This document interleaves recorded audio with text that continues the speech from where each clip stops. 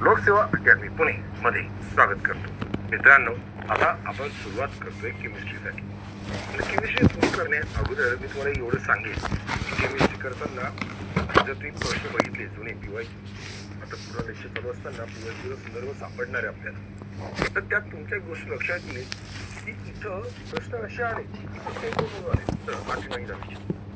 Direct प्रश्न chemistry graduation level BSc chemistry MSc chemistry, okay, त्याच्यावर प्रश्न पडले. ओके, तर मग आणि ते आले मग एक किंवा दोनच आले, तर तेवढ्यासाठी करावं का आणि केलं तर ते येणार आहे का हा विचार केला. तर बघा आपण बायो डिटेल मध्ये बघितलं, फिजिक्स एकदम चांगलं बघितलं, केमिस्ट्री शक्तीनुसार बघणारच आहोत. मी त्या लोकांसाठी सांगतोय ज्यांचं सायन्सचं काहीच बॅकग्राऊंड नाही, अजून केमिस्ट्रीला त्यांना बरेच दिवस झाली आहेत. तर मी म्हणेल की केमिस्ट्रीला 2 ते 3 क्वेश्चन पडतात, जी बऱ्यापैकी स्टेट बोर्ड मधली किंवा जनरल ऑब्झर्वेशन मध्ये यासाठी खूप जास्त असायला हवा असं नाही, आणि त्यानुसार तुम्हाला करायचं.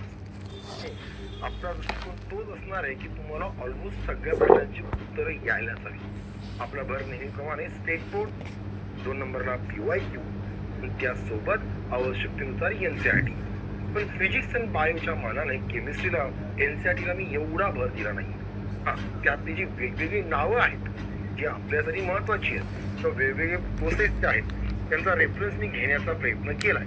जे गॅसेस लॉ कॉन्स्टंट असेल किंवा पुढे जाऊन डिनान्शिओमर आपल्याला बघायचे तेव्हा किंवा आयटम मध्ये जे एक्सपेरिमेंट ते समजून सांगण्यासाठी तुम्हाला मी ते घेतलंय.